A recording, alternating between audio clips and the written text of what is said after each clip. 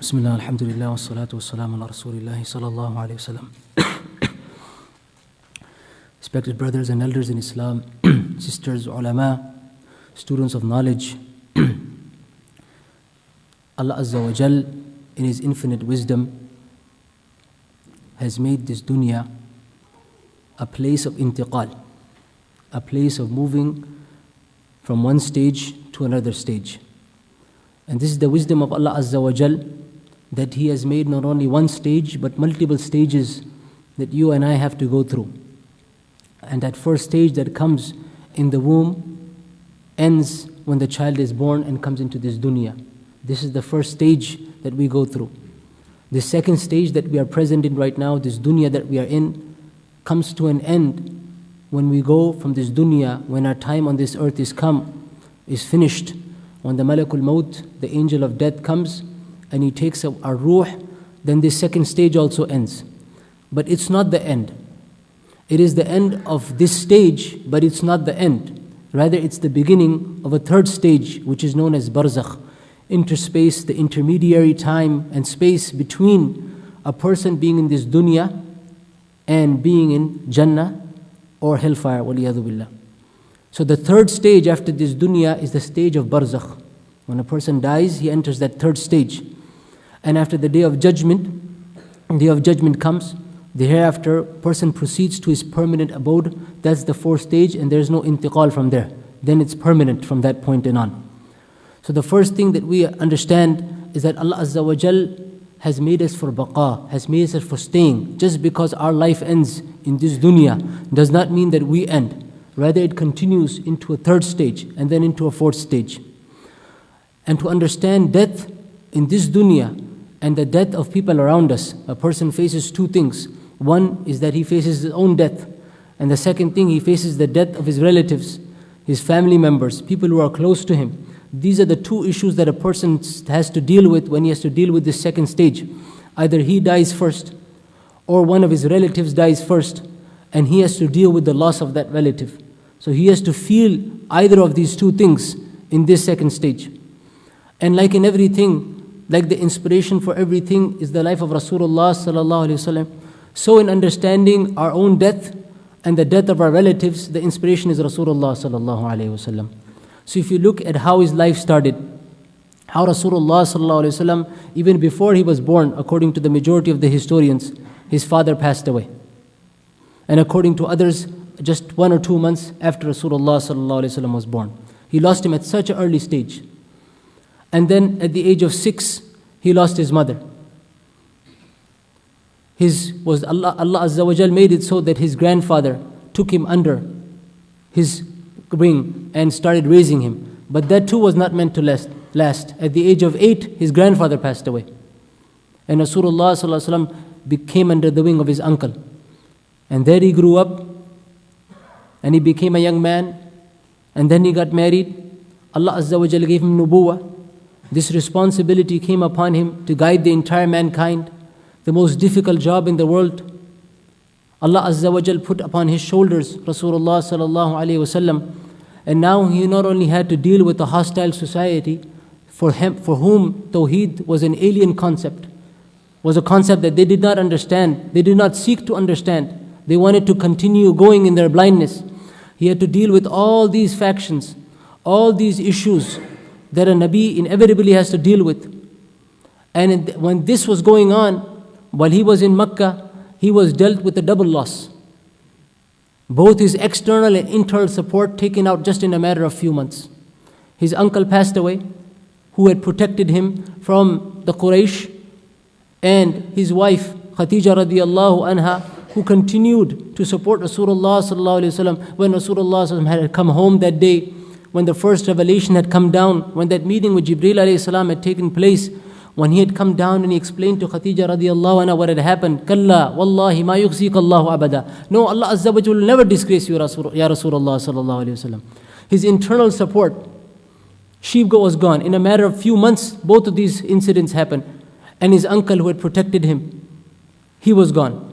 And that year was so difficult for Rasulullah sallallahu alaihi wasallam that it was known as the Amul Huzn, the year of grief for Rasulullah sallallahu alaihi wasallam. life after life, the people closest to him being taken away from him. And Rasulullah persisted, because this is how it is. Ashaddu nasi bala al-anbiya. The people who are tested the most are the anbiya. This is the rule. This is how Allah Azza wa Jal has made it. And so Rasulullah sallallahu alayhi wasallam, when he immigrated to Medina, you are all aware, mashallah, that he had a number of daughters, a number of children, but only Fatima radiallahu anhu lived after him.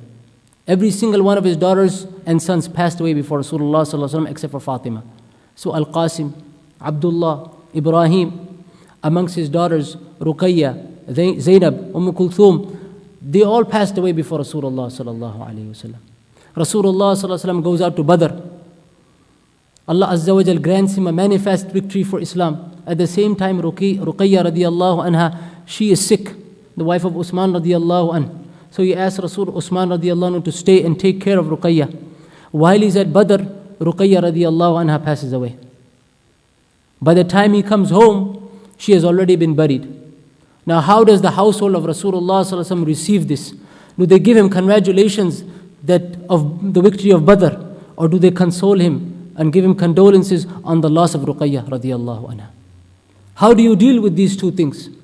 And what kind of mood would have been in the house of Nubuwwat that these two things combined when Rasulullah sallallahu alaihi wasallam has come home from Badr and his daughter has passed away? Test after test. But Rasulullah sallallahu alaihi wasallam continue making sabr after sabr after sabr. After Ruqayya passed away, Zainab radiallahu anha, who was having a difficult life in Mecca, she was able to make hijrah, came to Medina.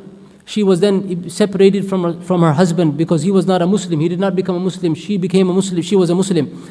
So she was separated from her husband for some time. Then finally her husband became Muslim. He became a Sahabi. He became a companion of Rasulullah sallallahu alaihi wasallam. And the home, once again, happiness came to this home. This couple was reunited again. But that happiness did not last long. Within a year, she also passed away, Zainab radiallahu anha. This happened. Kulthum, that who Rasulullah had married to Usman radiallahu an, after the passing away of Ruqayya, and thus he had earned the laqab, the title of Dhun Nurain, because of marrying the two daughters of Rasulullah sallallahu alayhi wasallam. She passed away after that. Test after test after test for Rasulullah sallallahu alayhi wasallam.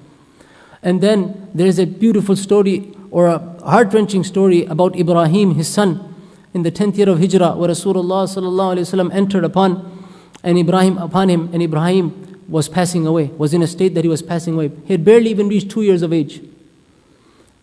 And when Rasulullah sallallahu alayhi wasallam saw that, tears came down his eyes. And so a companion asked him that he didn't expect this from Rasulullah sallallahu alayhi wasallam. Rasulullah told him, this is rahmah. This is a connection, that love that Allah Azza wa Jalla has placed in human beings.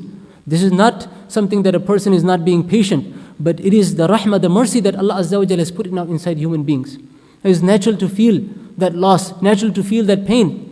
And he's seeing Ibrahim passing away in front of him. Think about all these losses that came to Rasulullah sallallahu alaihi wasallam, and this was the son to pass away. Though after that, the only child that survived him was Fatima radiallahu anha. And he's looking, and Ibrahim passes away, and Rasulullah sallallahu alaihi wasallam says, "Inna al-ayna tadma." The eyes have tears, and tears like pearls came down his Mubarak face, Rasulullah sallallahu alaihi wasallam. Wal qalba yahzan, and the heart grieves for what has happened. وَلَا نَقُولُ إِلَّا مَا يُرْضِي رَبَّنَا, but we don't say anything except what pleases our Rabb. وَإِنَّا بِفِرَاقِكَ يَا إِبْرَاهِيمَ لَمَحْزُنُونَ, and verily we feel the grief, feel the loss of that separation from you, Ibrahim. This was the life of Rasulullah sallallahu alaihi wasallam, loss after loss after loss after loss. We were talking about death. If we were to talk about other issues that Rasulullah sallallahu alaihi wasallam had to face with hunger, with dealing with the kuffar, dealing with the mushrikeen, dealing with the munafiq, each in itself would be a separate subject. Fatima radiallahu anha gave him a piece of bread one day, and Rasulullah sallallahu alaihi wasallam told her that this was the first time in 3 days that he had something to eat. This was Rasulullah sallallahu alaihi wasallam. How difficult was his life?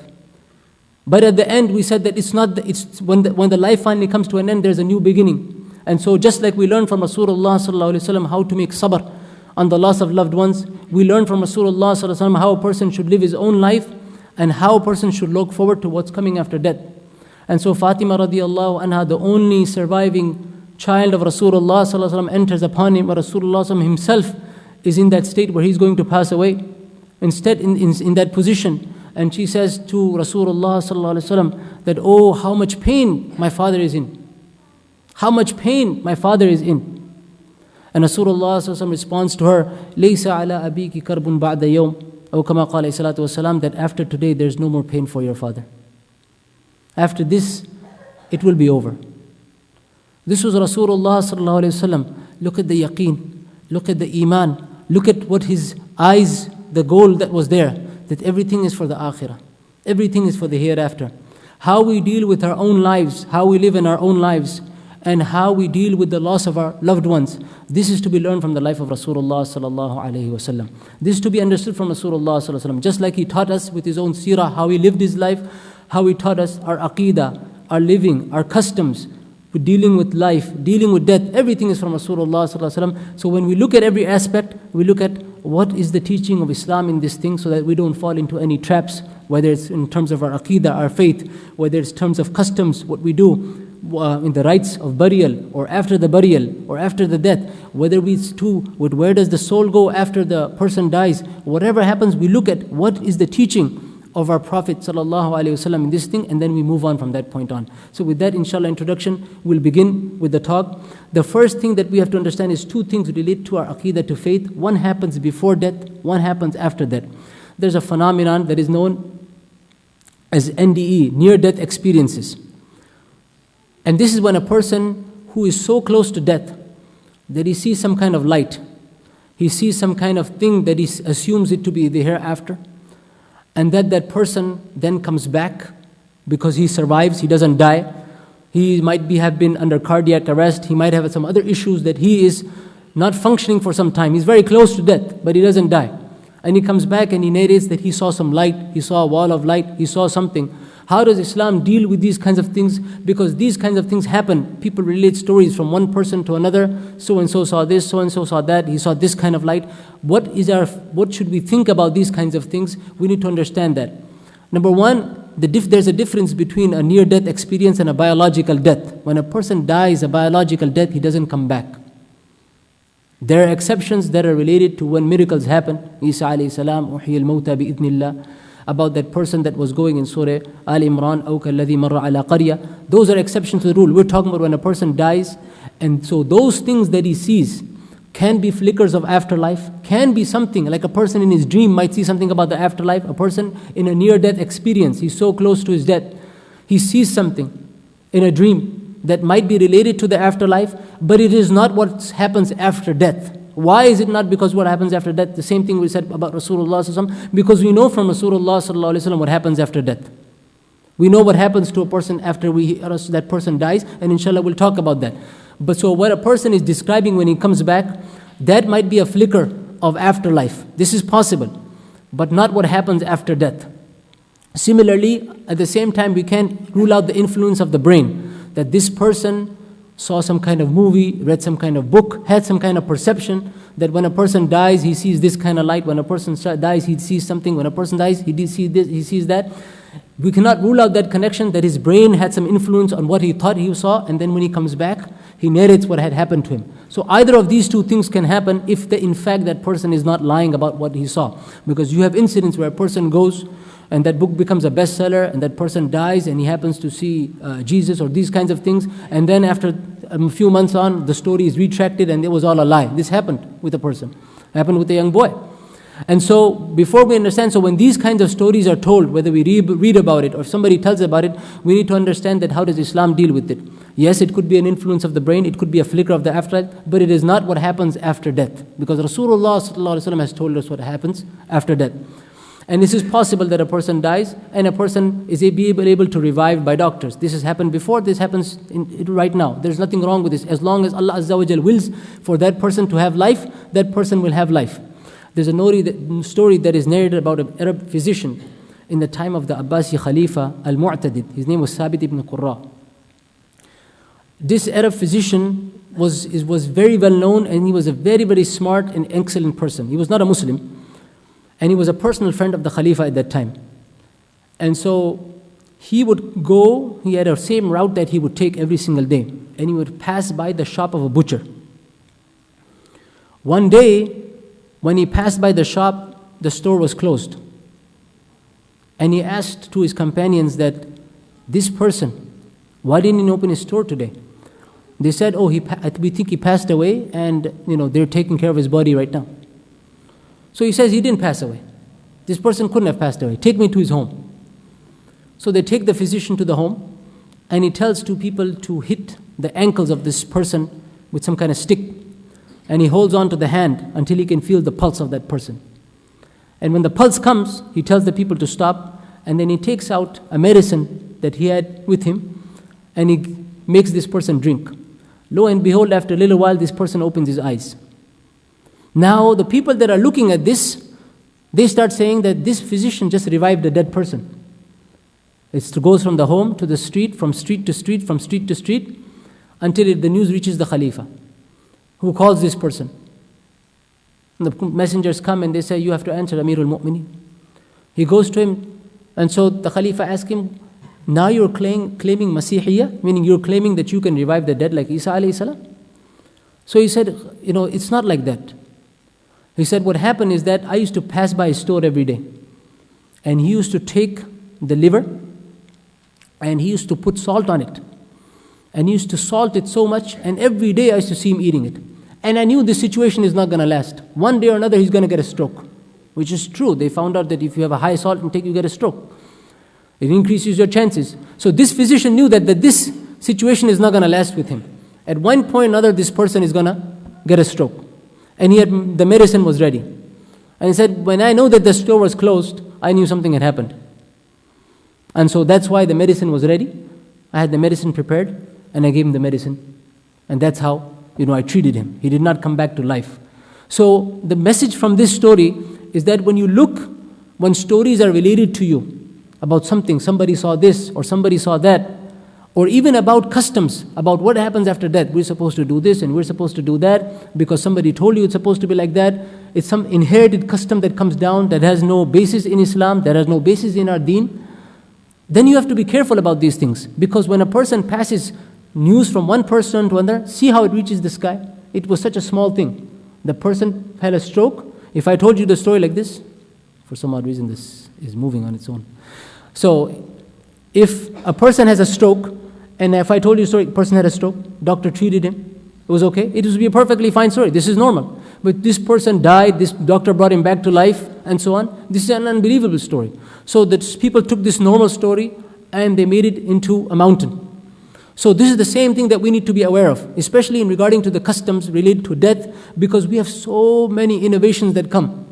People come with also, you have to do this, you have to do that, on the 7th day, on the 10th day, on the 14th day, on the 40th day, and dinner needs to be served, this needs to be done, some kind of sheet needs to be put on the grave. All these kinds of things that are some sort of inherited in our mind, and somehow we can't get away because somebody told us.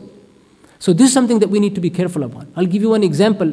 For example, in some of in our cultures, it is very commonly said that, if you have the musalla, the sajjada, don't leave it open like that, fold it so shaitan doesn't come and pray. It's very common. And so you'll find that if people have this action, they do that. Even though if shaitan were to come and pray, the story would be over. If shaitan were to pray, the job is over. But we have this thing, you'll find, it's always folded like that, little way. There's a little triangle, it's folded like that. So this is a situation that we need to be aware of. Because why? Because I heard it from somebody that we have to do it like this. So this is the thing, that with this story or with any other story, these kinds of, whether it's a near-death experience, somebody tells you something happened, or you have to do like this, well, what kind of source did it come back from? If somebody were to tell you, you have some kind of physical problem, physical issue, you would look at the credibility of that person. Is this person a doctor? In the same thing, we need to go back to the scholars, to the ulama, and find out this situation, I'm going to do this custom after death, or this custom, is this really what is in our deen, or is this something that is inherited from generation to generation and has no basis in Islam? And similarly, when we hear news about somebody, seeing light or seeing anything, we need to be careful about that. So, because this can affect our aqeedah. Shaitan can put into your doubt, how is this person? This person saw Jesus and he saw this and he saw that, and you're claiming this happened, and you're saying, wow, this person saw, and you start believing, waliyadu billah. So this is something to be very, very careful about. So this is the aqeedah before death, that whatever happens after death, Rasul has informed us, and we'll go over that inshallah. And so what happens after that, we'll talk about one of those also aqeedah, that belief that is incorrect. Reincarnation. Reincarnation is the belief that when a person dies, he comes back into this dunya. either as another person or either as an animal, based on what that person did in this dunya. And so that person comes back into this dunya, he recycles into this dunya, that's reincarnation. So a person was a human, and he comes back into this dunya as a parrot. This person was a human, was a man, he comes back as a woman. And so reincarnation is something that is against our aqidah. We don't believe in reincarnation, because it contradicts both revelation, the Quran, and it contradicts common sense, reason. And so the revelation, Allah Azza wa Jalla says in the Quran, بعد أعوذ بالله من الشيطان الرجيم بسم الله الرحمن الرحيم حتى إذا جاء أحدهم الموت قال ربي رجعون. When death comes to the kuffar, they say, I want to go back. لعلي أعمل صالحا فيما تركت كلا. Perhaps I can do some good in what I left behind. The days of my life that I wasted, perhaps I can do something good when I go back. كلا إنها كلمة هو قائلها. You can't do that anymore. وَمِن وَرَائِهِمْ بَرْزَخٌ إِلَى يَوْمِ يُبْعَثُونَ. And in front of this person is a barzakh, hajiz, a barrier that stops him. He can't go back. There's no going back now until the day of judgment. And the day of judgment, Allah Azza will judge between the people, and from then on it's to that permanent abode, either Jannah or Jahannam. So reincarnation, this belief that a person dies and comes back as an animal or comes back as another human, this contradicts, this is against our aqidah. It contradicts revelation, contradicts the Quran, and it also contradicts reason. Because for a person to be rewarded or punished, if a person did bad, he comes back as an animal. If a person comes back, did good, he comes back as a human being on a higher stage. For a person to be rewarded or punished, he has to know that I'm being rewarded or punished. This person, this baby is born, he doesn't know. Or this animal is being born, am I being rewarded or am I being punished? Who was I in the hereafter? So this is the rule, that for a person to be rewarded or punished, he has to know that I did something bad in my life. Who can remember what happened in your life? You will obviously, again, like we said, like with near-death experience, you will come back and say something to you, I think in my previous life I was this and this, and I came back and this and this. So obviously, like hearsay, you can't believe what the people say, because it doesn't make any sense.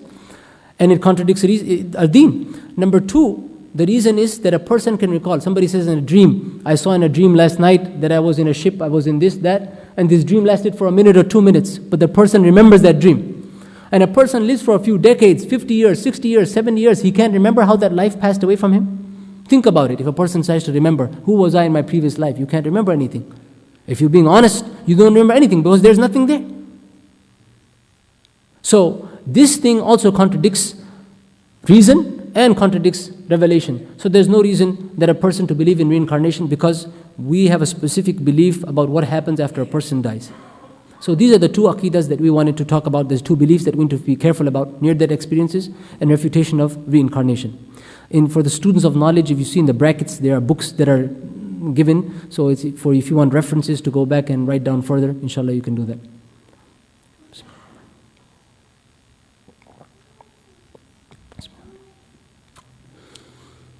The ruh. Allah Azza wa Jal says in the Quran, وَيَسْأَلُونَكَ عَنِ الرُّوحِ. The Yahud, they ask you about the ruh. What's between in the brackets is the tafsir of Jalaluddin as-Suyuti, or tafsir Jalalain. قُلِ الرُّوحُ مِنْ أَمْرِ رَبِّي. Say, the soul is of the affair of my Lord. Meaning that its ilm, the knowledge of the ruh, is something that you have not been given in detail. And it's not something that your feeble mind as a human being can grasp. It's something beyond you to understand. Its whole details. But the deen, the hadith of Rasulullah sallallahu alaihi wasallam, the explanations put forth by ulama from these sources are enough that it protects a person from doubts and disbelief. So how much do we need to know about the ruh? Enough that a person doesn't fall into doubt and difficulty regarding his aqidah and his creed. That's how much a person needs to know. Beyond that, those things where we don't need to know about is not of concern to us, nor is it necessary for us to know about.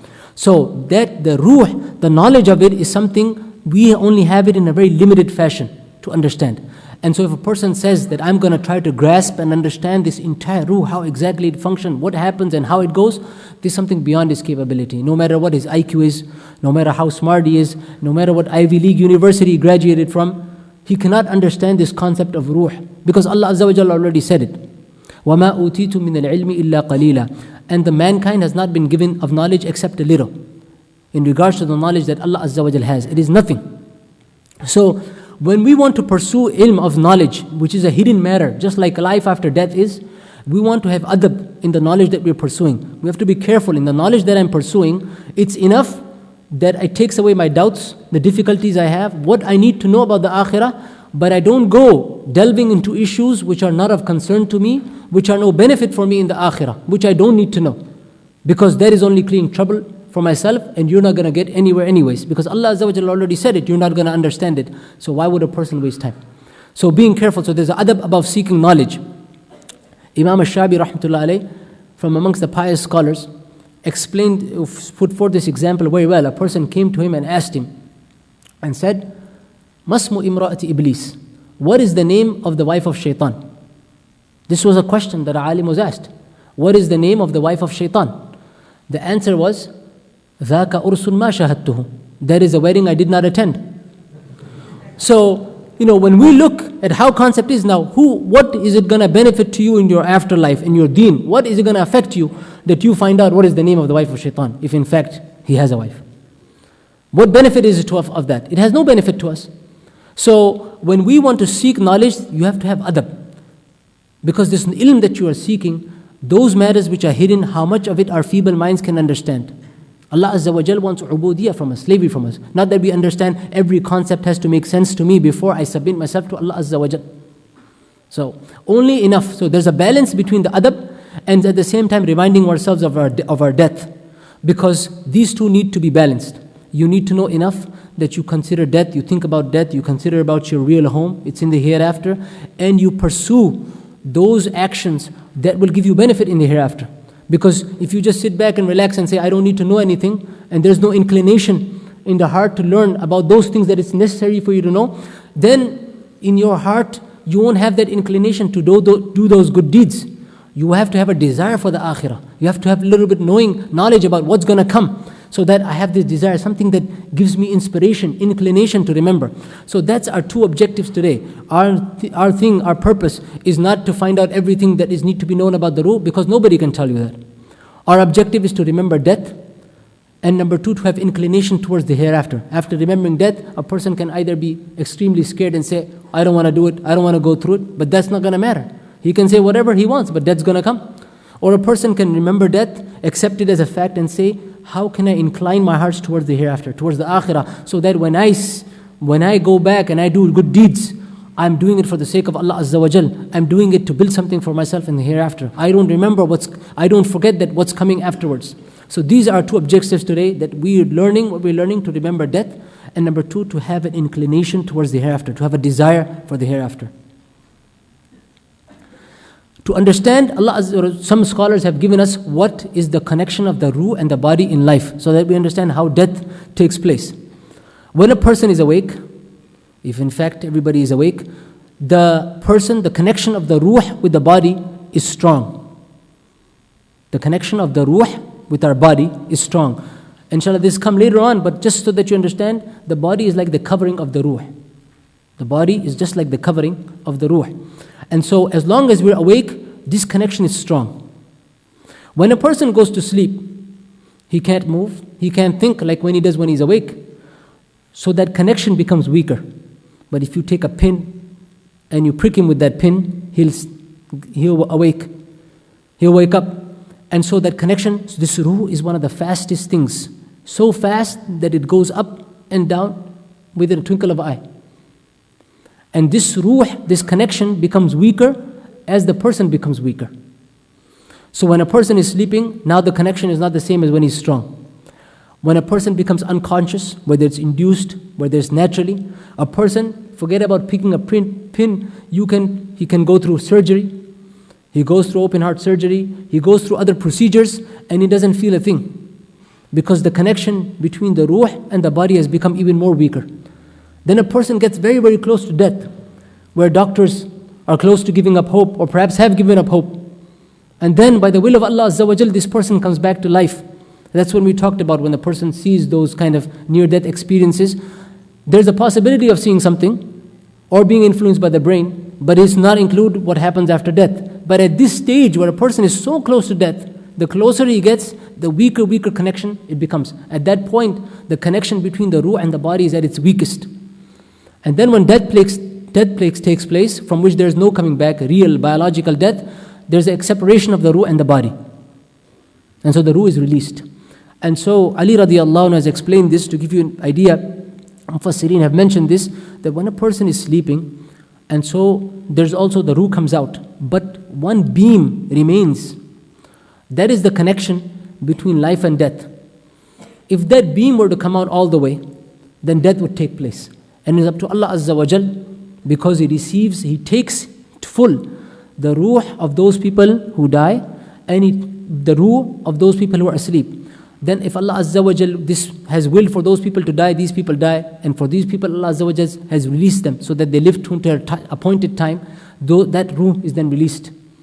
If Allah Azza wa Jal were to keep back take that entire soul, that person would be dead. So this is the connection between the ruh and a person's death. Weaker it gets, the closer a person gets to death. That is the real thing that is behind insan. Continuing with the ruh, we mentioned that it has a shape, and the body is just like a covering for it. The Quran and Hadith indicate shape and form because they talk about entering of the ruh. The ruh is breathed into the womb, and the khuruj of the ruh, where the ruh is taken out, and how the angels take it into a shroud. Just like the body is taken in a shroud when a person dies and you put that body in a shroud and you bury it. Same way, the ruh is also taken into a shroud. So this indicates to us that the ruh has a shape and form.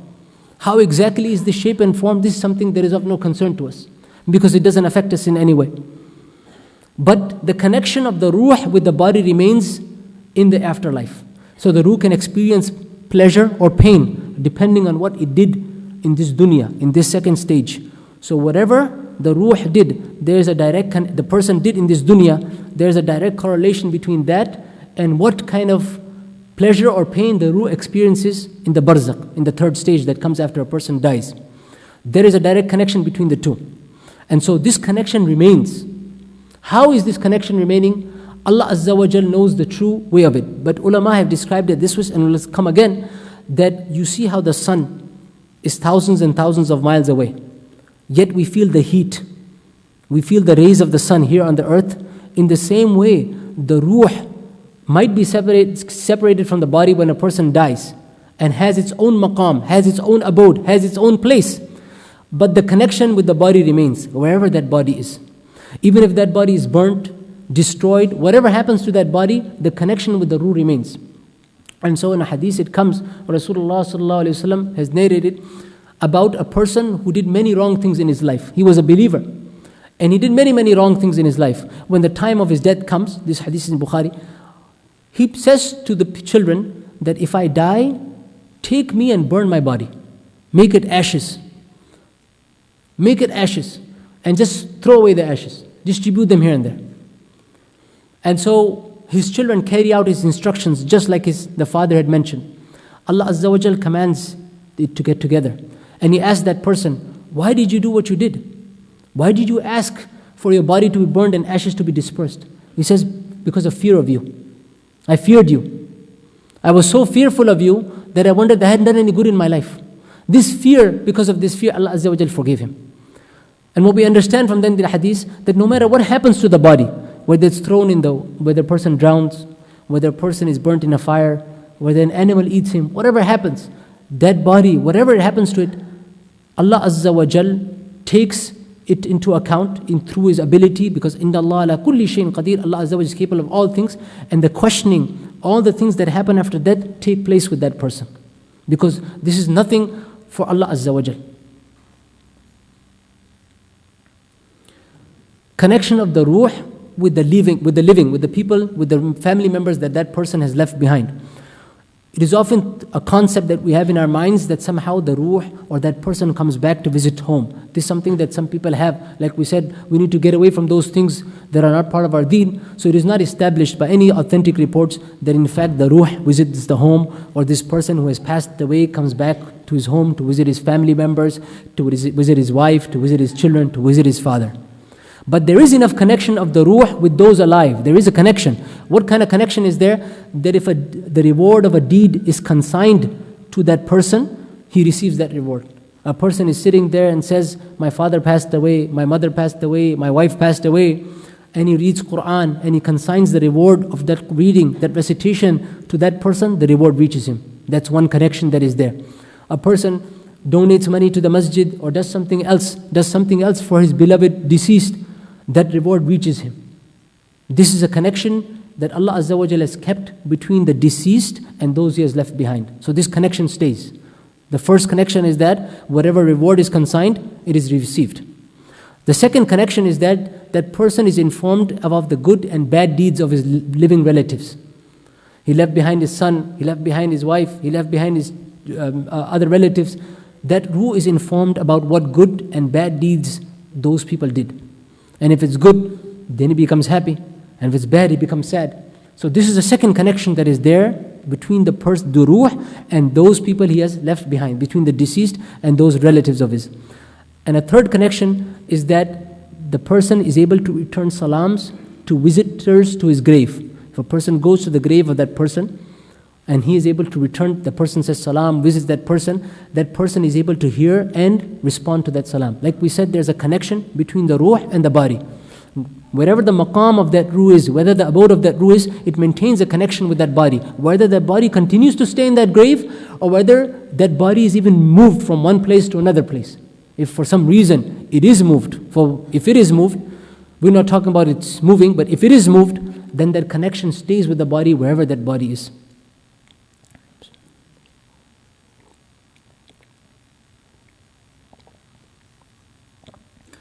At the time of death, in pre-Islamic times, the kuffar had many names of death in Arabic. Maut, hutuf, maniyya.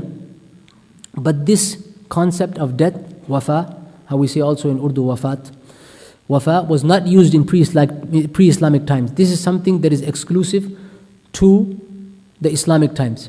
This was a word that they did not use for death. And this is a subtle reminder from Allah Azza wa Jal. When He mentions the Quran, Allahu yatawaffa al-anfusa hina mawtiha. Allah Azza wa Jal is the one that takes the soul in full when the time of its death.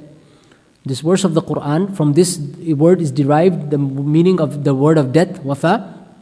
This concept was not prevalent, it was not known amongst the kuffar. This is a totally Islamic concept that to indicate to the kuffar and to indicate to everybody that Allah Azza wa Jal calls the ruh is received in full, is taken in full, to indicate that it's not the end. It's end of life as we know it, but there is another procedure now. There is another stage now. There is another realm now. There is the barzakh. There is this new world that is beginning for that person. And so this is an indication to us, for those that read the Quran, that wafa, those who believe in the Islamic concept of death, that it doesn't end here. It continues going. There is an end to life as we know it, but the new stage begins. And that's why it's important to understand that through these subtle notices that Allah Azza wa Jal, both apparently and subtly, through these ma'ani al-latifa, through these subtle meanings, Allah Azza wa Jal indicated to us so that we understand what is coming after you. Think about it and do something about it before time is too late. At the time of death, the dying believer hears the good news from the angel. He hears the good news that, O good soul, come out to the pleasure of Allah Azza wa Jal and His forgiveness. He hears this. It is not something that we are looking at a person, this person is passing away, that we can see. This is something that he knows, because that is something that is in another realm. It is not something that we can look at. And so the dying believer hears the good news from the angel at the time of his death. And when a person really dies, there are some lessons in there for us, how we address and talk about that dead person. When a person dies, we say, where is the mayyit? For example, if a person named Zaid passes away, we no longer say, where is Zaid? We say, where is the mayyit? Where is the dead person? We no longer call him by his name. And this is something to indicate to us about the temporariness of the dunya. It's probably been a few minutes since this person is passed away, and we're no longer calling him by his name. He's no longer Zayd or Ahmad or anybody else. She is no longer Juwayriya or Hafsa or anybody else. Where is the mayyit? Where is the dead body? You're erased from this dunya. Few minutes have passed. Few minutes ago you were Zayd, Ahmad, you had a name. Now you're just referred to as mayyit. This person is mayyit. After some time, in some places, they start saying, now where is the body? They don't even refer to you as a person now. Jutha, where is the body? Has the body been taken for ghusl? In which funeral home is the body? These are the kind of concepts and language that we use. Take it further, the ghusl is made, it's brought into the masjid. We don't say the body is brought into the masjid, we say the janaza is brought into the masjid. That janaza means that funeral bier on which the dead person is carried. Now you're not even referred to as that body or that mayyit. You're consigned, you're referred to as that piece of wood. Where is the janaza? Did you bring the janaza? Where is going to be the janaza? We're taking the janaza to the cemetery. Janaza is the word for the funeral bier. It's also for the person when he's put on the janaza, but he's called that because of the funeral bier on which he's carried. So now you're not even referred to as a body. Within 24 hours of your body, it is as if you did not, of your death, it is as if you did not exist. So this is the temporariness of the dunya, respected brothers and elders. And a person should look into this and understand how temporary this dunya is. And how did it all start, death.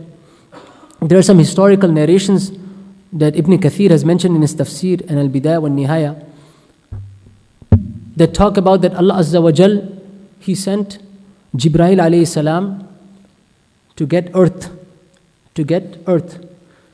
to make insan. When Jibreel alayhi salam came to get the earth said, A'udhu billahi mink. I seek refuge in Allah from you. And so when Jibreel alayhi salam heard that, he stopped. When he heard the name of Allah Azza wa Jal, he stopped. And he went back without taking the earth. And he told Allah Azza wa Jal, and Allah Azza wa Jal knew already that the earth sought refuge in you. She sought refuge with your name. So I could not take the earth. She said, A'udhu billahi mink, and so I could not take it when she took your name. And then they said that another angel was sent, it was Mikail alayhi salam, with the same mission and purpose to bring back earth. And when he came, the earth said the same thing, A'udhu billahi mink, I seek refuge in Allah from you. When he heard the name of Allah Azza wa Jal, he stopped. And he went back and told the same thing as Jibreel alayhi salam said. This time another angel was sent, who is known as Malakul Maut, but he was not Malakul Maut at that time. And so when he came, the earth said the same thing, A'udhu billahi mink. But he said, he did not stop. He said, and I seek refuge in Allah Azza wa Jal, an arji'a qabla an unaffidha amrahu, that I return without carrying out what he commanded me to do. I'm going to take it. And so he took this earth, and he brought it back, and from this, the first insan, Adam alayhi salam, was made. What we want to understand from these historical narrations, respected brothers, is that Malakul Maut didn't have any taraddud, didn't have any hesitation. The earth said, A'udhu billahi minka, I seek refuge in you, I seek refuge in Allah Azza wa Jal from you. No hesitation at all. I've been commanded to do something, no delay. The person that understands this can understand a lot. That when our time comes, there's not going to be any delay. You can say whatever you want. You can have done whatever you want. Your time has come, you have to go. Yes, there's an exception from the Anbiya, that they are given choice, they are given khiyar. That is a different rule. We're talking about us. When our time comes, there's not going to be any exceptions. There's not going to be, A'udhu billahi minka, seek refuge in Allah from you. It's not going to matter what you say. Your time has come, your time has come. So the person who understands this, and he doesn't know when that's going to happen, seeks to move as quickly as forward as possible with doing good deeds, seeking forgiveness from Allah Azza wa Jal. So when that time does come to him, he's ready for it.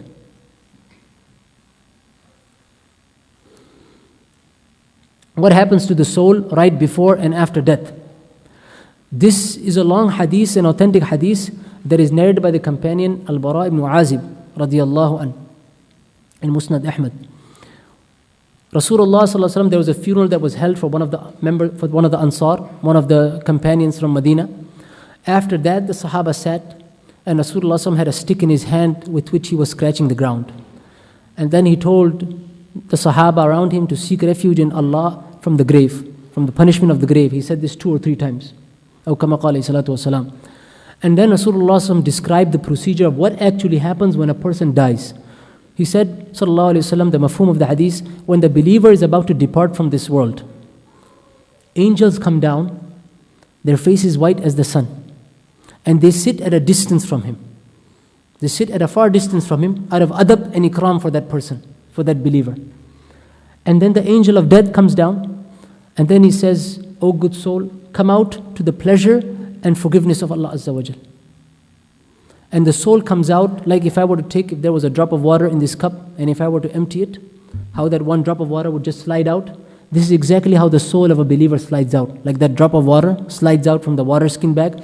That's how the soul of the believer comes out, because it sees the ikram and the honor that is awaiting him. The angels are there. These angels that are there with faces white as the sun, they have come with the shroud from Jannah. They have come with the perfumes of Jannah. The soul recognizes that I am about to be honored. And so it comes out as easily as a drop of water comes down. And as soon as the angel of death takes it, they don't leave it, this ruh, in the hands of the angel of death for a second. These angels that are there with the shroud of Jannah, with the perfume of Jannah, immediately take this ruh and put it in the shroud of Jannah, which is perfumed with the perfume of paradise. And they take it and they ascend. They come up to the lowest level. They ask permission. Permission is given. They go up, and at every level they go up, level after level after level, heaven after heaven after heaven. The angels ask, "Who is this good soul?" And they say, take the best names that person was known in the dunya for. And a group of angels from every level accompany that person as a grand procession. They continue going until they reach the seventh heaven, until they reach Allah Azza wa Jal, the heavens. And so Allah Azza wa Jal commands that the person's record be written down in Illiyin, which is in the seventh heaven, and then it be returned to his body. And so his body is returned back, and that person, that ruh, between the time that he comes back, and between the time his body is washed, the coffin is prepared, is getting ready for the janazah salat, he sees all this. He remains in the hand of an angel, and he sees the washing, he sees the shrouding, he sees the praises of people. MashaAllah, this person used to pray in the masjid. MashaAllah, this person, was so pious. This person was so kind. This person had so much tawadu', so much humility. He hears the praises of the people, and they're saying, and they're washing him, and he is hearing it. He hears the praises of the people, and they're putting on him the coffin, and he hears these, were they being shrouded. And then he's put into the grave, and then the questioning begins. The grave, actually, we should go back one step and talk about also how a disbeliever passes away, just so that we have it in our mind as a reminder. The same hadith that we talked about from the Musnad Ahmad, when a disbeliever is about to pass away from this world, angels come down, dark, dreary, and they come with a sackcloth. They wait for that person. The angel of death comes out, and the angel of death comes and says that, evil soul, come out to the anger and punishment of Allah Azza wa Jal. And the soul, when they sees, because the soul can see, just like the soul of a believer sees the honor that's going to be given to him, the soul of a disbeliever sees what kind of punishment is awaiting him. It doesn't want to come out, and so it disperses in his body. It disperses in his body here and there. And so the angel of death has to pull this out with unf, with strength, with violence. And so it comes out, how it comes in the hadith, like when you take the skewer, when you're barbecuing something and you have chicken and you have all those kinds, like the skewer on there, and you take that skewer out, just like a skewer that is in the wet wool, and you pull it out, and the pieces of wool that come out, that's how that person's ruh comes out, cutting his veins from the inside. Something that we don't see, because in this dunya you don't see that there is another realm. But the pain that soul is going through is something that is beyond describable. Just like when you take a skewer and you pull it out, and those pieces of wet, that wool that are there that get stuck on the same way this body is, this ruh is pulled out. And they take it to the heavens, and permission is not given, not at the lowest heaven to be open. And that soul is flung down from that height onto the earth. So this is the punishment that is waiting a disbeliever. One day Rasulullah sallallahu alayhi wa sallam, this is a different hadith, Al-Bara ibn Azib radiyallahu anh, narrates that Rasulullah sallallahu alayhi wa sallam was one day walking, and he saw some Sahaba gathered together. And he saw the Sahaba gathered together, and he asked, what are they gathered for? And they said they're digging a hole to bury one of the people. And Rasulullah, when he heard that, he quickly went over to that place, and he sat down at the grave. Al-Bara ibn Azib says, I came from the other side. Sahaba wanted to know, what does Rasulullah do at every single stage? We want to learn, we want to see. He comes from the other side so he can face Rasulullah and see what is Rasulullah going to say, what are his emotions, what are his actions. He sits down, Rasulullah sits down, kneels on the grave, And Rasulullah sallallahu alaihi wasallam cries and cries. How much does he cry? Until the tears wet the ground that is there. You can imagine how many tears come out. If a person cries, a few tears come out, they wet his beard. But imagine the tears that come down and go all the way to the soil. And then Rasulullah sallallahu alaihi wasallam said, "Oh my brothers, for the like of this day prepare. Prepare for this day, that when a person is himself, he's going to be in this place. And how it's going to be in that day. So prepare for it. Don't let time go by where the person is negligent, thinking that I will live. I have 50 years, 30 years, 40 years. You have no guarantee. So prepare for that day."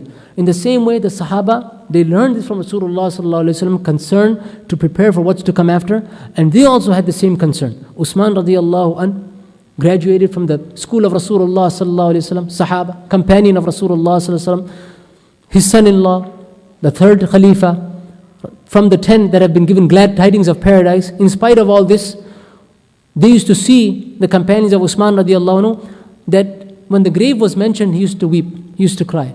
They said to him that heaven is mentioned, Jannah is mentioned, Nar is mentioned.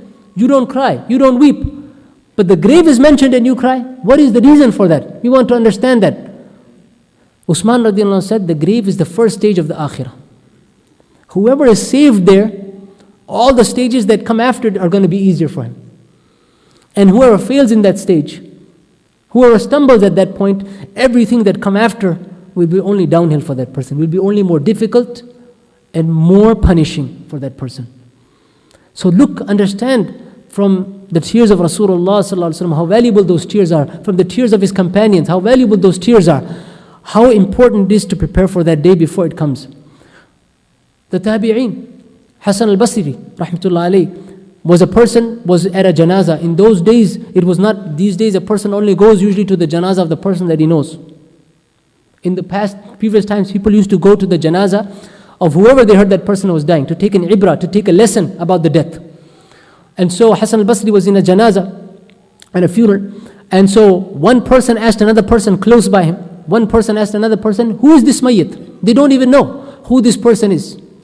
Remember what we said some time ago? They don't call you by your name anymore. Said, who's this dead person? Who is the dead person? They don't know because they used to attend the janazah. So Hassan al-Basri rahmatullahi alayhi said, this is you and I. هذا أنا وأنت. This is you and I. It doesn't matter who he is. One day it's going to be you and I. One day this day is going to come. People are going to come and pray over us. The ibrah, the lesson that we need to take from this, Hassan al-Basri is saying, is that you see yourself in every janazah you pray. You see yourself in every death you hear about. That this could have been me today. This could have been I that passed away today. And my deeds would have come to an end, except for those deeds that continue. For example, consigning of the reward, sadaqah jariyah. This could have been me today. So a person take lesson from that and fix his life, change his life before it's too late. Also in the grave, there's something that is known as damma or daghta. It's narrated in different hadiths in different ways. Damma and daghta mean the same thing. It's a pressing of the grave. This happens for every single person. Pious, unpious, believer, disbeliever. But the range of it, the severity of it, or the softness of it varies. For the believer, it is as soft as like how a mother hugs you. And for the believer, it is so difficult that one rib goes over the other rib. This is called the daghta. And nobody is safe from this. A person can survive from that. Rasulullah sallallahu alaihi wasallam, when Sa'd ibn Mu'adh radiyallahu anhu passed away, that he said something to the effect that هذا الذي تحرك له الأرش, the one for whom the arsh of Allah Azza wa Jal shook at the time of his death. وفتحت له أبواب السماء, and for him, for Sa'd ibn Mu'adh, the skies, the doors of the skies would open. وشهده 70,000 من الملائكة, and 70,000 angels were witnessing his janazah. This person that passed away, for whom the arsh of Allah Azza wa Jal shook, if anybody were to escape from the daghta, the damma of the pressing of the grave, it would have been Sa'd. If anybody would have been, but that's not meant to happen. But if a person is a pious believer, then this pressing is soft. It's like how a mother hugs her child. And there's a subtle reason it is that the ulama have said. They say that the reason for this is what the ulama have said, that how, if you recall Jibreel alayhi salam, when he came down to give the revelation to Rasulullah sallallahu alaihi wasallam, how he pressed him and then let him go and then told him to read, and then Rasulullah sallallahu alaihi wasallam said, Ma ana biqari, I'm not a reciter, I'm not a reader. Then he pressed him again. so that a person is getting ready to be able to answer the questions of the malaika, because it's something that a person is not used to. You're being questioned now. A test is being taken. This is called the fitna of the qabr. This is called the trial of the grave. You have to be ready for that. So this pressing is to prepare that person. Whether that person is going to be questioned or not going to be questioned, because inshallah we'll get to those fortunate people who are not questioned in the grave. Inshallah, there is a category of people. But whether that person is to be questioned or not to be questioned in the grave, that pressing takes place. So this is the severity of the grave. The questioning. Like we mentioned, not every person is questioned. The Prophet ﷺ is not questioned. When we talk about the question of the grave, we talk about the angels when they say to you, come say, who is your Lord? What is your deen? Who is this person, yani Rasulullah sallallahu alayhi wasallam, that was sent to you? These are the questions about Aqidah and Tawheed that take place in the grave. This questioning doesn't happen for everybody. Some categories of people are saved from these questions. At the top of the list are the Prophets ﷺ. They are not questioned in the grave. Children of the believers, those who pass away before reaching the age of maturity, they are also not questioned in the grave. A person who dies a shaheed is also not questioned in the grave. A person who passes away on a Friday or on a Friday night, just recall that Friday night in our understanding is Thursday night, not Friday night. Friday night in our deen is Thursday night, because the night comes before the day. So that person who dies on a Friday night or the day of Friday before Maghrib, this person is also not questioned in the grave. The person who dies from a stomach disease, he is also called shaheed in a hadith. This person is also not questioned in the grave. So he is not asked these questions. He is safe from the fitna of the grave. And Imams Al-Qurtubi, Al-Alusi in his tafsir, and Mufti Mahmud Al-Hasan Gangohi, these ulama have said that the person who reads Surah Al-Mulk every night, this person is also not questioned in the grave. The person who reads Surah Al-Mulk every night is also not questioned in the grave. When a person is put in the grave and the time of the questioning comes, he feels, it is made to him to feel as if the sun is setting, as if the sun is about to set, and he's a believer, so immediately he feels like he's not prayed his Asr Salah. The angels come, and an immediate indication of his belief, he says to him, I need to pray Salah. I haven't prayed Salah yet, I need to pray Salah. The connection of the dunya with ibadah, it carries over in the akhirah. And the angel said, you will do. Answer the questions first. So these are the questions for the person who is questioned. Who is your Lord? What is your deen? Who is this man that was sent to you? But these are not questions that a person can memorize in this dunya. These are questions that a person is true in his tawheed, in his deen, in his acceptance of the nubuwwah of Rasulullah sallallahu alaihi wasallam. This person will answer these questions right. It's not a paper that a person says and memorize it. If it happens, I know the answer. If it doesn't happen, I don't know the answer. It's not like that. It's how you lived your life is how you will be able to answer the question. So a true believer will answer these questions. What happens to the ruh after the questioning? The person has been put in the grave. We've already talked about what happens to the ruh, how it watches the burial, the procedure, how it goes up, comes back down. What happens to the ruh after questioning? The ruh has been put into, when the person is buried, the ruh has been put into the body. The question has taken place. Now, what happens to the ruh? Like we said in the beginning, the connection of the ruh with the body remains. And it's just like the sun's light. We said it's thousands of light years away. Its position is very far away, but its heat is felt here, its light is felt here. That is exactly the connection of the ruh, how we can understand it with the body. That is how the ruh, through this connection, when a person goes to the grave of a loved one and conveys salam, that through that connection a person is able to respond to the salam. Through that connection, a person's connection with the ruh is met. And a person is able to meet with those who died before him. Those believers who died before him, the ruh is able to meet with those people who died before him. If a person was preceded by his wife, by his children, by other relatives, he gets to meet those, if he was a believer. And so if it comes that some of the believers, they ask, what about so-and-so? He passed, and they will say, that person who just passed away will say, well, he passed away some time ago. And when they know that they haven't met him, that person did not pass. And that's why he was not able to meet the ruh. Because the ruh that passes the test is the ruh that is able to meet those who died before him. That ruh that fails, does not succeed, it doesn't have any access because it's imprisoned. For the ruh that believes, for the ruh that passes, it is a ruh that is free. So when the person answers the question correctly, or for the person who is not questioned, the grave is expanded far and wide for him. It's not that realm that we see, we open up the grave and we see this is 6 feet by so and so. That is another realm. So much so that if a person is buried, one believer here, one disbeliever here, obviously we have our own cemeteries, but if a person is put in that situation, and even if they were to be put in the same place, those two will be experiencing totally different scenarios. The believer experiencing the pleasure and the disbeliever experiencing the pain. So this is not about digging the grave to see what's going on. It's not something that our eyes can see. The grave is expanded far and wide. The bed, he has answered the questionnaire, a bed from paradise is put out for him. He's clothed in the clothes of paradise. The door to paradise is opened up for him, and he enjoys and he relaxes in this manner. With this connection, this is not the real maqam, this is not the real abode of the soul. Like we said, the connection is only like the connection of the sun. He is there in another place. Inshallah, we'll get to where that person is, that ruh is.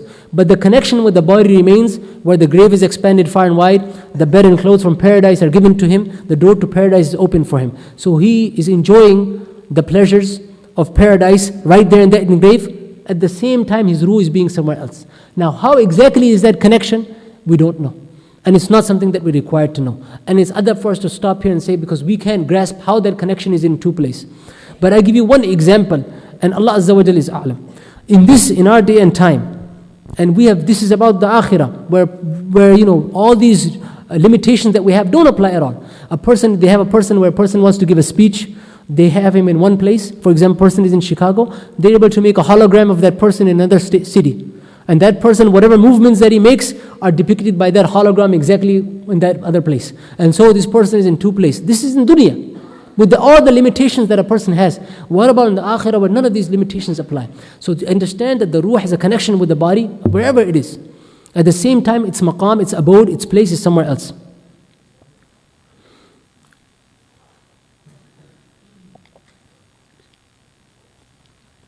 There is a great disparity between where the soul will be. Just trying to see the time to see. There's a great disparity between the souls because barzakh has many, many ranks. It is not one rank. How a person does, that's how it's going to be. That dunya is greater than this dunya. Imagine the richest person in this dunya who has never been sick in his life, who has never had any taklif, any pain in his life, and imagine the poorest person in this dunya who is sick, who is not feeling well, who is experiencing all sorts of health issues. The difference between them is like the difference between day and night. Look at this in the dunya and the barzakh. That stage that is after is even more expansive in terms of the rank of a person enjoying and a person being punished. That is greater. So the barzakh has many, many ranks. There is illiyin, which is in the seven heavens. There are souls that will be riding upon birds according to sahih and authentic hadith. There are those that will be restricted to the gate of Jannah. They will have their rizq come out to them from the gate, from the Jannah, but they will not be allowed to enter into Jannah for whatever reason that they've been restricted. There will be some souls that are restricted to their graves. There will be some unfortunate souls, waliyadhu billah, may Allah Azza wa Jal protect us, will be put into chambers of heat for burning. There will be some souls that will be made to swim in rivers of blood while stones are thrown at them. There will be some souls that will be in Sijjin, which is in the seventh hell, which is in the seventh earth in hell. So the level of a soul is not one different place. With its connection with the grave, the real maqam, just like the sun is so far away, but we feel the heat like we said, its real maqam, its real abode is someplace else. It keeps a connection with the grave, but its place will be whatever it did in this dunya, that's how it will be in the akhirah. And there's a beautiful hadith that is very subtle, something for the students of knowledge to note, that there's a hadith, authentic hadith there narrated, that the soul of a believer will be a bird eating in the trees of paradise. This is authentic hadith, and this hadith, what's so special about it is that three of the four mujtahid imams are in the chain of this hadith. Imam Ahmad ibn Hanbal narrates from Imam Shafi'i, who narrates from Imam Malik in that hadith. It's an authentic hadith. And the ulama have interpreted in different ways. It could mean that person, that soul is given the ability to fly in Jannah. It could mean that person, that ruh, will use the birds as a mode of transport in Jannah. Or it could also mean, which is a view that is not a preferred view, that it could mean that person becomes a bird in Jannah. So these are three views regarding that soul that will become a bird in Jannah, how it will be able to enjoy the fruits and trees of paradise until the day of judgment comes and the hisab has to take place. So these are the maqam. So to sum it up, these maqam are different. And a person, the more he tries, the more effort he makes, the more ikhlas he has, the more he follows the sunnah of Rasulullah sallallahu alaihi wasallam, the more strong he is in his deen, the higher his maqam will be for his soul in the akhirah, in the barzakh. Finally, we come to the beneficial actions, those actions which will help us in the hereafter. Respected brothers and elders, sisters, he who lives watchful for the end, that my end is going to come, I don't know what's going to come, I have to be ready for it. He who lives watchful for the end, remembers his death, lives in a state and in a mindset that he is ready for his death at any moment that he comes. The person who reminds himself, he's ready and watchful that my end will come at any moment. How many people are there who are perfectly fine and they're dead the next minute? And how many people who are there who are struggling from so many diseases, but they live for years and years? This is not some kind of concept that this person is well, so he's going to continue living. This person is sick, though he might pass away. We don't know. There's no control in that. And we know from our experience that it doesn't happen that way. Allah Azza wa Jal decides how and when a person is going to pass away. So the person who is watchful of the end, he's ready for it. So when the time comes, his regrets are few. He's prepared for it, he's ready for it, he's done all he can, and now it's up to the mercy of Allah Azza wa Jal. How many times does death comes and warns us, takes our relatives, takes our friends, takes family members, and a person, he goes to the janazah, he goes to the burial place, he goes to the cemetery, and then the next day he's back to his normal routine. Fajr salat is being missed, or is not being prayed in congregation, dua is not being made, concentration not being made. So many times, and I'm not addressing you, I'm addressing myself here, that we are all in the same boat, that shaitan comes, our nafs comes, dunya comes, and we forget all these things. So a person has to regularly remind himself, because if he doesn't do that, it's going to escape from him. And remember that the one who returns home today, after this lecture, there's going to come one day where he's not going to return home. Whether it's from his work, whether it's from the masjid, whether it's from any place that he goes to. The one that enters the cemetery to bury his relatives, to bury his family members, there's going to come one day where he himself is going to be not able to leave from that cemetery. The one who carries the janazah, the funeral bier, there's going to come a time where he himself is going to be carried. This is not something about an if, it's only a matter of when it's going to happen. So a person, if he pays attention to these things and reminds himself, I could not return home today. I could not return home after this cemetery. This person who's in the cemetery could have been me today. This person whose body is being washed, it could have been me today. A person continues reminding himself about these things, he'll become careful how he lives his life. And so the rule, if a person would think of it as a rule of a nasiha, of a advice that I give myself and you, that when you are born into this world, you entered into this world crying. And people around you were joyous and happy. Everybody in our time, somebody's texting, mashallah, pota was born, grandson was born, son was born, this person was born. Everybody's texting, calling, so-and-so was born. There's happiness all around. But you yourself, that person that were born, you're crying. You have gone from one stage to another stage, from the womb into this dunya. Make it so that when your end comes, the situation is reverse. You came into this world crying, people around you are laughing. Leave this world in a state that you are happy and joyous with the effort that you have done, and now it's up to the mercy of Allah Azza wa Jal. While people around you are crying. People around you are crying, so-and-so is leaving us. You are leaving us, you are going. Children are sad, the wife is sad, other relatives are sad, and the person feels that sadness that he's leaving. But at the same time, he's looking forward that all my life I've worked for this. And he's happy that what's coming around me, everybody else around you is sad, but you yourself have put in everything, and now you're on the mercy of Allah Azza wa Jal, that Ya Allah, it is your mercy. Accept my deeds, forgive me. So these are the beneficial actions that help a person specifically in his grave and in the barzakh. Beneficial action number 1. Whoever recites Ayat al-Kursi after every fard salah, Ayat al-Kursi after every fard salah, Ayat al-Kursi is the greatest verse in the Quran. Nothing but death can stop him from paradise. This is authentic hadith, and in one narration, it's also Surah Al-Ikhlas, Qul Huwallahu Ahad. So a person combines between two. How many seconds does it take for a person after he makes salam, Fajr, Zuhar, Asr, Maghrib, Isha, to recite Ayat al-Kursi and Qul Huwallahu Ahad? And the scholars have explained this, that the meaning of this is that as soon as a person dies, the person who practices upon this hadith, he enters into Jannah. Or as soon as a person dies, his ruh is able to enjoy the pleasures of paradise. because the grave is either a garden from amongst the gardens of paradise or a pit from amongst the pit of hellfire. And this is authentic Sahih Hadith that has been authenticated by many Hadith specialists. Inshallah, I'll go just a little bit quicker because I know the time is getting later. Beneficial action number 2. Whoever recites Surah Al-Mulk every night, Allah Azza wa Jal will protect him from the punishment of the grave by virtue of it. In the time of Rasulullah Sallallahu Alaihi Wasallam, the companions named this Surah Al-Mani'ah because it protects from the punishment of the grave. And we mentioned earlier the opinion of some ulama that they said that this Surah Al-Mulk recitation of it not only protects from the punishment of the grave, that the person who recites this regularly is also not questioned in the grave. He doesn't go through the trials of the grave.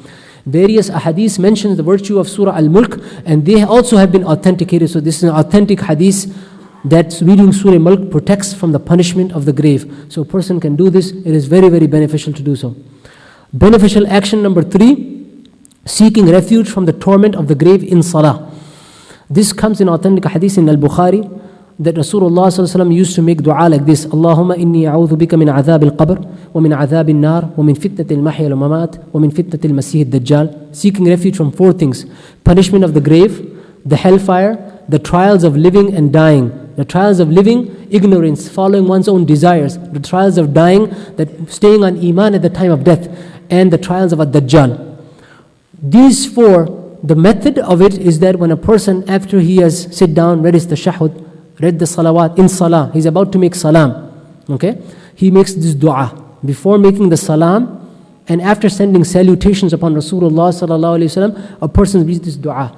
And this hadith is mentioned in Bukhari, obviously authentic hadith. And so this is also something that protects a person, because think about a person who after in every single salah, he's asking Allah Azza wa Jal, Ya Allah, save me from the punishment of the grave, save me from the trials of living and dying. Every single salah he's making this dua. So this is a very beneficial action for us to do.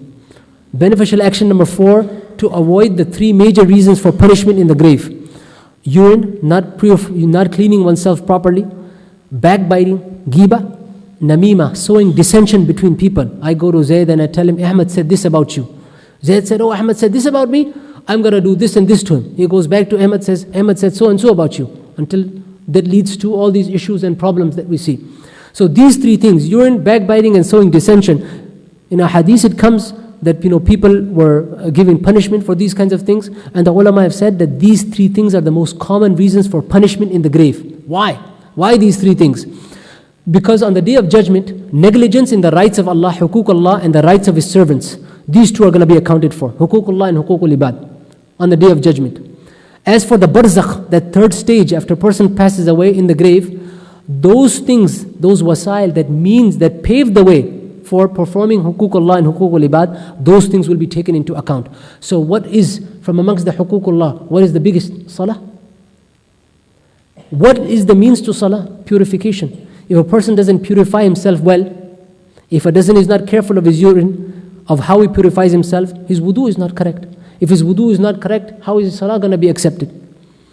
So what takes place in the grave is a prelude to what's going to take place on the day of judgment. And so a person should be careful on these things. Similarly, just like purification paves the way for huququllah, backbiting and namima, because a person might be weak and is not able to hit the person.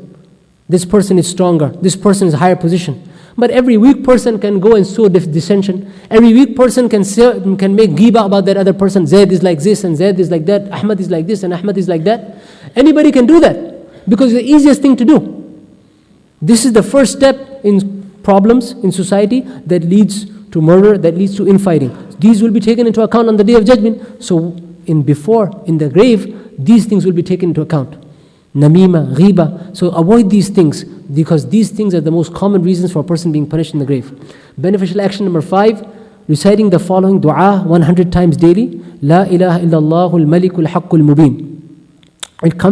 It is narrated in a hadith, which is a weak hadith, that whoever recites La ilaha illallah al-malikul haqqul mubin, he will be knocking at the gate of paradise.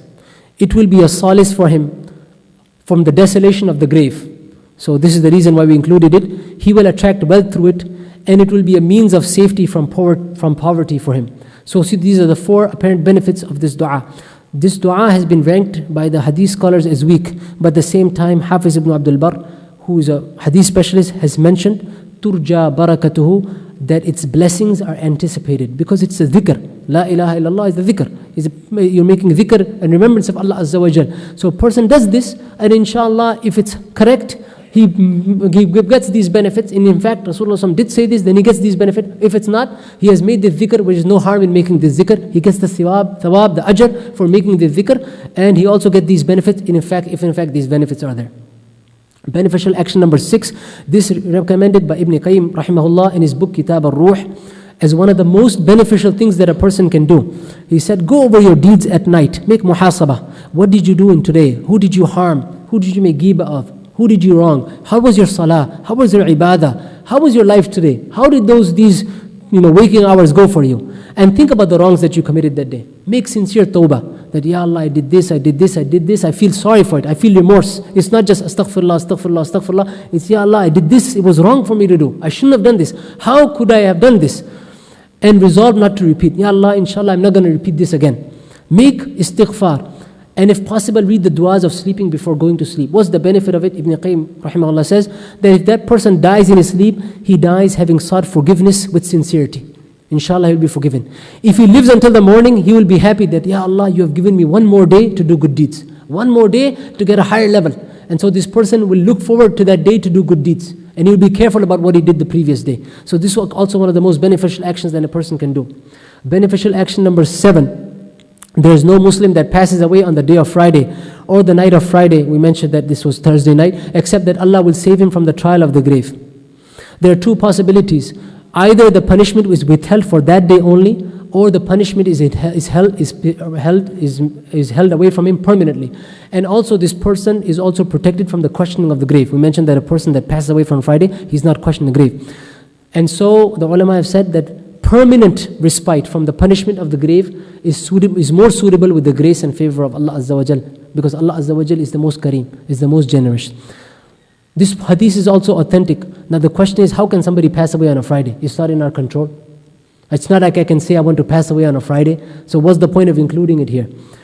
There's a very beautiful point that is included by Maulana Hakim Akhtar Sahab in his book Hayat-e Daimi ki Rahate. It's called, the chapter is called Jumma ki din ki maut ki fazilat ka nuska, hasil karne ka nuska. How to gain the virtue of passing away on a Friday, the prescription for that. He says, you make earnest dua that, Ya Allah, give me death on a Friday. You make earnest dua that, Ya Allah, give me death on a Friday. I can't remember the person, one friend, he told me this. He said that one of his relatives, every Friday he was sick, he used to call all the family members together around and say, I'm going to pass away today.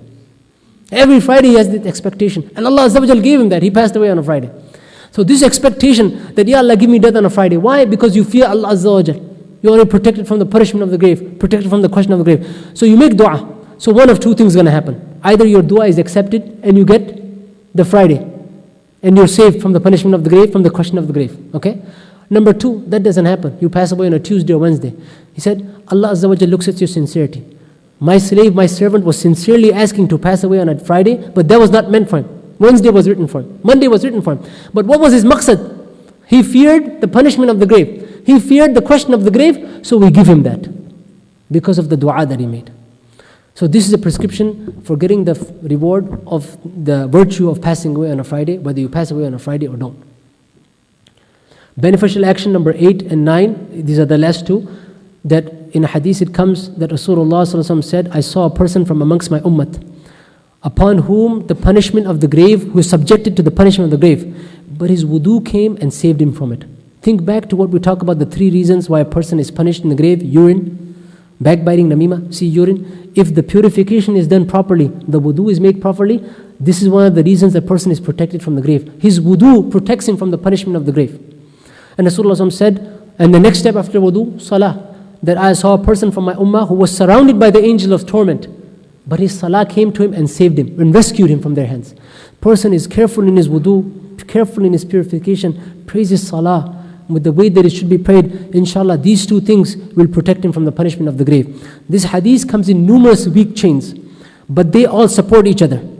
And so Hafiz Abu Musa al-Madini and Hafiz ibn Taymiyyah rahimahullah, they both say that this hadith thereby reaches stage of authenticity because of the numerous chains that support it. So a person make wudu properly, and make salah properly. These are in short, the beneficial actions that a person can do to protect himself from the grave. In closing, I want to just mention the story of a person who was walking. As this person was walking, he suddenly became alert to a voice, to some rustling behind him. He turns around and he sees there's a lion coming. And he starts running. And the lion starts chasing him. By good fortune, he sees that there's an old abandoned well in front of him. And he jumps into this well and grabs hold of the rope that is used to draw the bucket off. It's an old abandoned well, so there's nothing there. But he jumps into the well and he holds on to this rope. The lion is outside. Now he hears in the rope, he's swinging, and he hears a hissing sound. He looks down at the bottom of the well and there's a snake.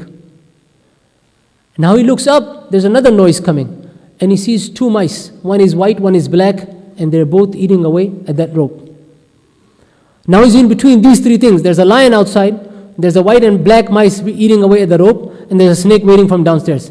While he's doing this, his hands happen to touch something sticky on the rope, and he says, "This is honey." And he starts tasting it. And would you call this person a fool? There's three things that are going on, and this person is tasting, mashallah, this is sweet. I have to take some home for the wife. And what happens? The rope breaks, the person falls. That person, that lion that was chasing, that person was you and I. That lion that was chasing was his death. That snake that was there in the abandoned well, that was his grave. And those mice, that white and black mice that were eating away at the rope, that was day and night. White mice, black mice. And so they eat away at the rope of your life. Your time is coming to an end. Slowly, slowly, slowly. It's determined. 1 day passes, 2 days pass, 3 days pass. And a person is busy with the dunya. He's eating this honey. And all of a sudden the rope cuts and he falls and it's over. And he hasn't prepared for himself. So the lesson for us, for all of us, is that we go into this dunya. We came into this dunya, this second age. It's the end of dunya as we know it. But it's not the end. Is the beginning of a third stage when we leave this world of barzakh. And a person should do all he can so that when that time comes, when he's leaving this dunya, people are sad, he is joyous. He has prepared for it. His regrets are few. It's not, I should have prayed that salah, I should have made that hajj, I should have made that umrah, I should have given that zakat, I should have, paid back that loan. His concern is that I have done all I can. Allah Azza wa Jal's mercy, I am now waiting for the forgiveness from Allah Azza wa Jal. May Allah Azza wa Jal give us all tawfiq to act upon this. May Allah Azza wa Jal make it easy for us, all the stages, what is to come in the barzakh, the hereafter. And I apologize for going over the time. Wastaghfirullah min qawlin bila amalin. The first question is, if a person dies though the relative always makes dua for him or her, can they go to Jannah? Again, this is something that is in the ilm of Allah Azza wa Jal, but when a person asks forgiveness, obviously that is in its favor. And obviously whatever reward is consigned to that deceased, to the deceived beloved relative, that reward, like we mentioned, also reaches that person. So inshallah, it is hoped that the mercy of Allah Azza wa Jal, that person will continue to receive these rewards, whatever dua is made for him, and he continues benefit from them. If in fact that person is in a difficult position, then Allah Azza wa Jal, through the blessings of these du'as and these actions, will relieve him from the punishment of the grave. But that is up to the mercy of Allah Azza wa Jal, and He knows best.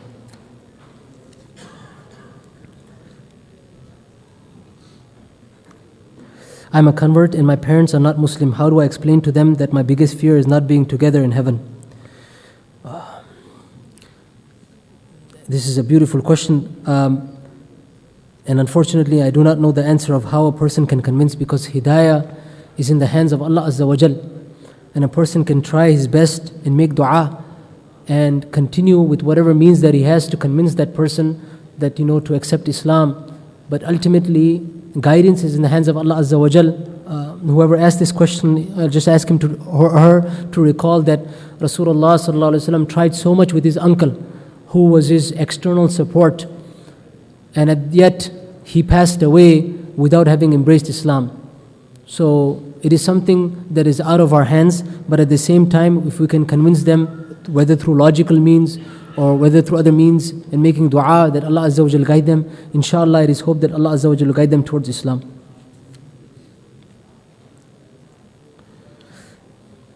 I have heard that a believer's grave expands as far as the eye can see. How can the grave squeeze a person at the same time? Because when we're talking about the realm of the hereafter, Allah Azza wa Jal can do anything that he wants. We talked about the position of the soul, how it's in two places at the same time. It has its maqam, its abode, wherever Allah Azza wa Jalla has determined for it.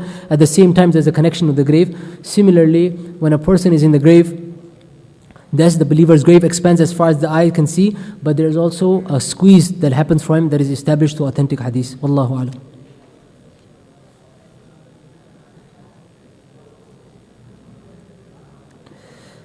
Assalamu alaikum. In the lecture you said the person who passes away is aware of good and bad deeds of those he left behind.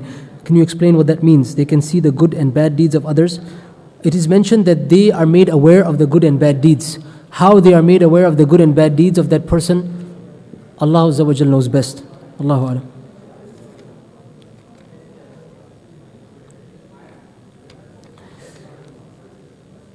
What is the ruling between the people that have dreams about people's passing away before they are informed of the death of a loved one?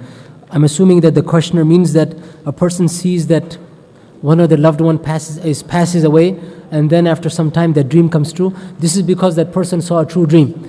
We know that dreams can be true and dreams can be cannot be true. So if a person saw a true dream or he was informed of something that was to happen, that is something that is the will of Allah Azza wa Jal, that something happened, that he was informed of what was to happen. Many times people see true dreams and that thing happens.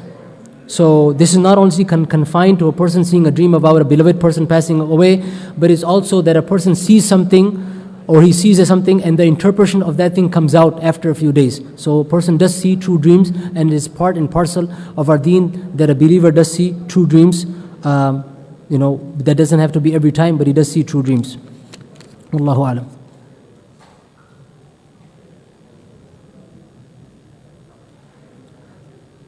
How do we understand what Allah says He breathed His soul into Adam alayhi salam? What does that mean about our soul? This means that Allah Azza wa Jal, by making nasab of the soul towards Him, that is ikram and honor for the human being. To understand that what kind of position he occupies in this dunya. That he is not meant to live like an animal, to think about eating and sleeping and whatever other material comforts that are there. But Allah Azza wa Jalla has given him this position. The ruh is breathed in whatever way it's blown into that person, is because Allah Azza wa Jalla means to honor that person. So it's an honor for us to have that Allah Azza wa Jalla, where the ruh is breathed and blown into the person, and a person should take care of that, understand that Allah Azza wa Jalla has honored me, and I should try to live my life how a person should really live his life, how the true believer. Wallahu a'lam.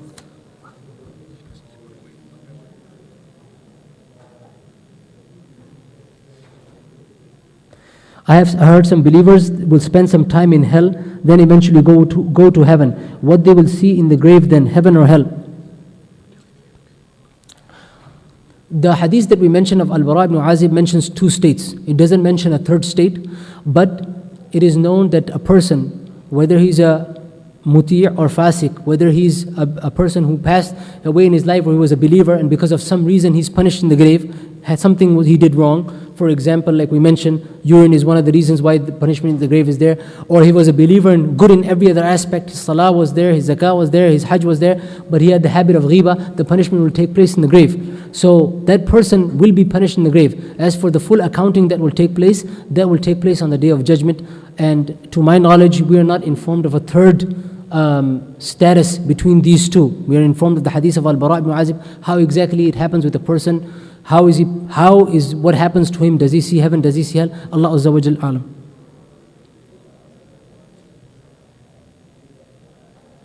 I have a question regarding sending darood, salawat for the dead. Will they know? We send salawat to Rasulullah sallallahu alayhi wasallam. We make dua for our dead. So salawat is sent to Rasulullah sallallahu alayhi wasallam. Oh, is that what they meant? Okay. If the question is that if a person does any good deeds, if the meaning of the question is that the person says salawat or does any good deeds, and he does it with the intention that the reward is consigned to that person, then the reward reaches that person, whatever good deeds that does, whether that is verbal or physical or monetary. So a person does dhikr, recitation of the Quran, something verbal, he says the reward of this, Ya Allah, give it to my father, my mother, the reward is reached with the will of Allah Azza wa Jal and by His mercy. Similarly, if he prays Salah, does Hajj, does Umrah, the reward is reached if he does it with that intention that he wants to consign the reward to his loved one. Similarly, a person gives money, monetary donation, the reward of that reaches the dead person by the will of Allah Azza wa Jal. Wallahu a'lam. I believe the last example regarding the well was by Imam Ghazali. In which book can I find this? I don't know.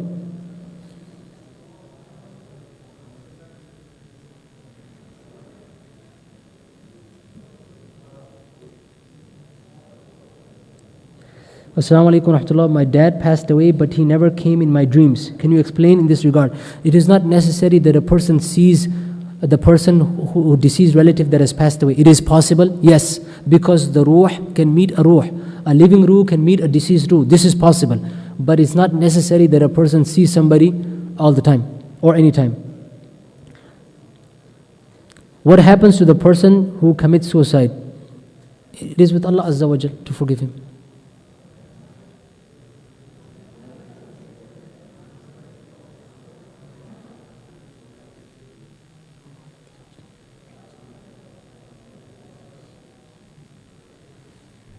I have few acquaintances who claim to have tampered with the arts pertaining to astral projection of the soul.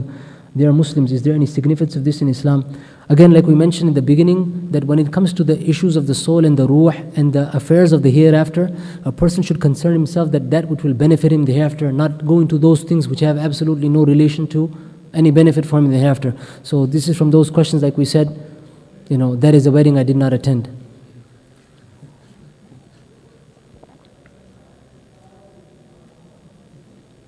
Is there a correlation between the way a person dies and what he will face in the grave or the hereafter?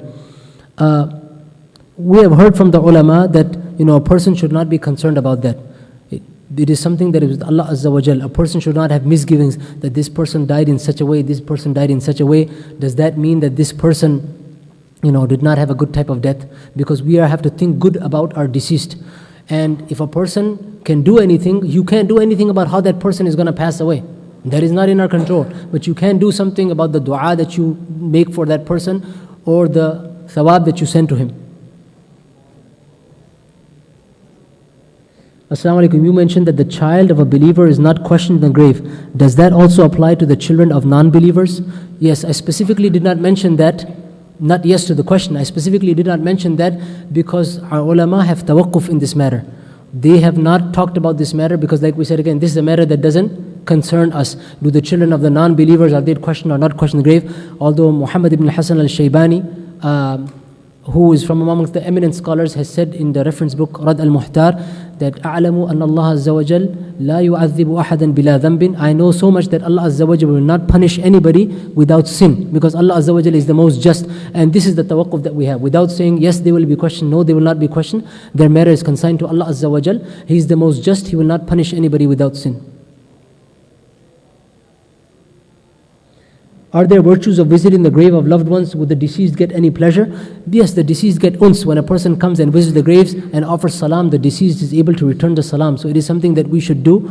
And the Sharia also has encouraged us to visit the graves so that we continue to remember death.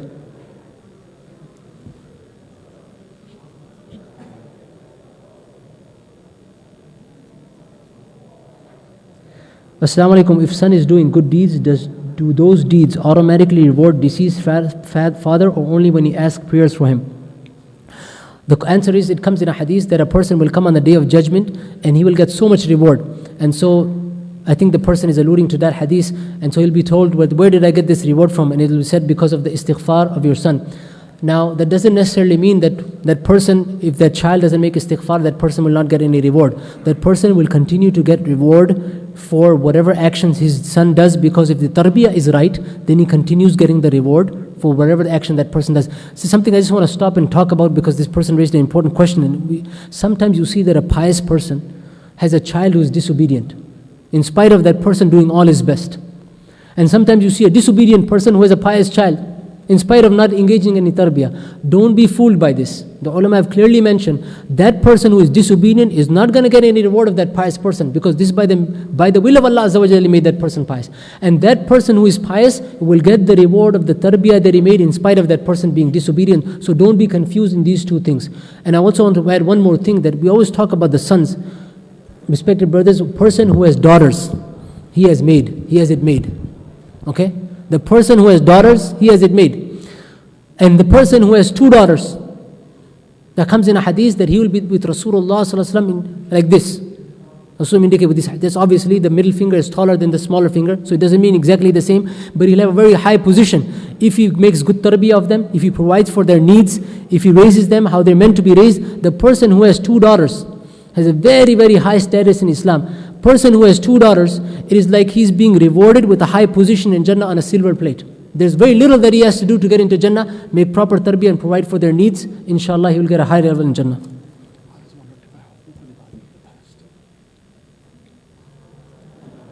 How does one rectify the hukukul ibad, something of a harm he has done to someone in the past? You make dua for that person. You can send thawab for that person. You can stay on whatever good counsel that that person gave you. If you remember any good thing that this person said, you act on that good counsel. You always mention him with good in whatever majlis or whether gathering that you sit. You make dua for him. All these things will benefit him, inshallah. And you make dua to Allah Azza wa Jal that Allahumma ma kana min haqqin lak min faghfir li wa ma kana min haqqin li ghayrika alayhi fatahammalu anni. Oh Allah, whatever haqq is there of you, Ya Allah, forgive me, because I am qasir in that. I am not able to fulfill.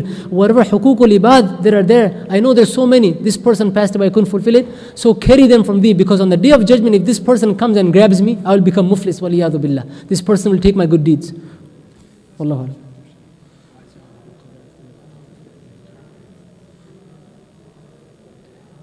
This is the mercy of Allah Azza wa Jal, that He has designed this stage in that way of the barzakh, that there is punishment in the grave, so that there will be people who will be punished in the grave, and so all their accounting is done, but on the day of judgment they come and everything is clear. So the question is that if you are supposed to be punished in the akhirah, then why are we punished in the grave? Aren't all of our sins and good deeds accounted in the akhirah? All of the sins and good deeds are accounted in the akhirah. Everything is taken into account.